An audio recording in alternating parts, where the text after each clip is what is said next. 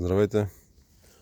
Показвам ви сорт Морано в фаза на масов цъфтеж и плодообразуване. Днес е 10 февруари. Точно преди месец правих видео на тази оранжерия. Показвам ви развитието на сорта в рамките на един месец. Както знаете, тази година януари беше целият дъждовен, февруари също така продължава с много дъждове и мрачно време. Това със сигурност не се отразява добре на ягодите. За момента се справяме с много пръскане, но има и много деформирани плодове, като това, например, плодове, които чистиме. Тук в тази част на оранжерията, тези няколко реда бяха изчистени по-рано, още в края на декември месец, и тук вече имаме червени ягодки. Така, сега ще ви покажа на там, където малко по-късно бяха почистени. Също вече масово цъфтят растенията.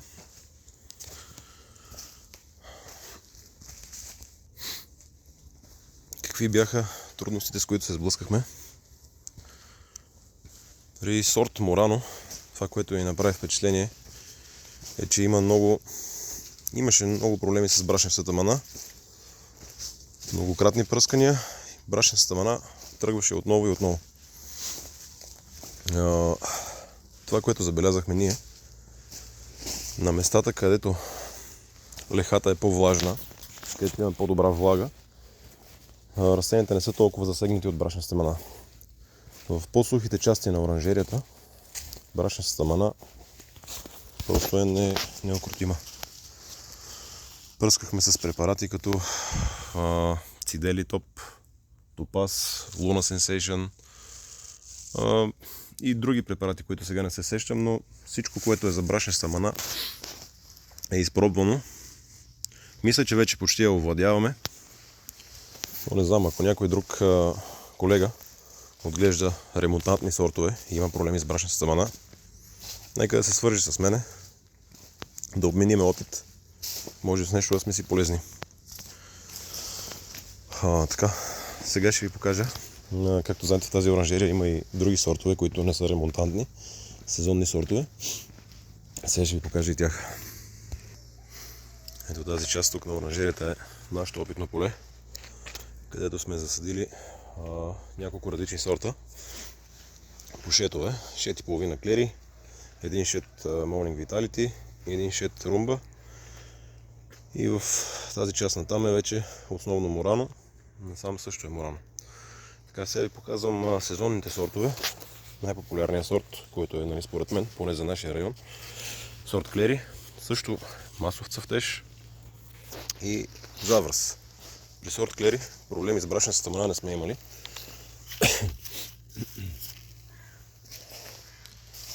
Развива се много добре за момента, според мен. Ето виждате основата. Има по 2, по 3 братя. Много цветоносни, много цветни пъпки. Ето. Сорт клери за момента се представя много добре в оранжерията. Ще видим как ще бъде, как ще продължи от тук нататъка. Но има добър цъфтеж. С гниенето не сме имали проблем при него. Също и при останалите сортове за момента с гниенето се справяме въпреки лошото време, с редовни пръскания. Така, сега от тук започва сорт Morning Vitality.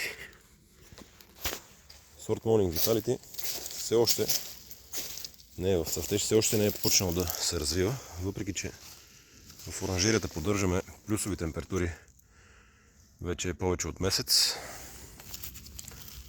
Може би Morning Vitality не е подходящ за супер ранно производство, каквото се опитваме да направим тук в момента.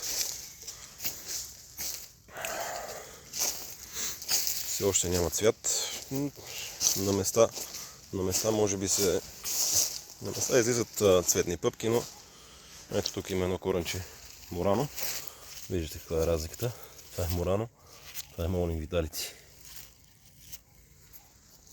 Така, сега ще ви покажа следващия тунел сорт Румба. Сорт Румба вече се опитва да почва да се развива. Ето сорт Румба.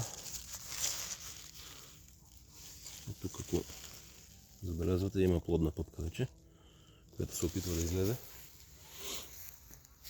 Но това, което виждам за момента, ако искате да правите супер ранно производство ягоди, от ремонтантните сортове трябва да се насочите към може би Мурано. На мен ми направи най-добро впечатление, а от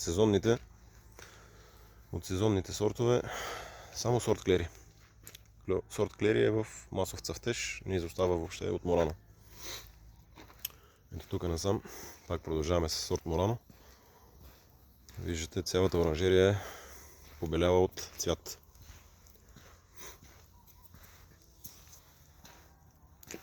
Така, казвам.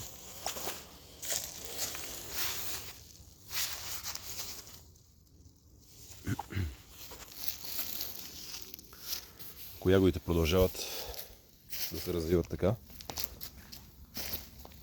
може би до към края на месеца ще правим първи бранки. Тук виждате, тук има големи цветове с заврази. В принцип при топло време, при слънчево време, на тази ягода са и нужни от тази фаза, в която е в момента, до бране 2 седмици.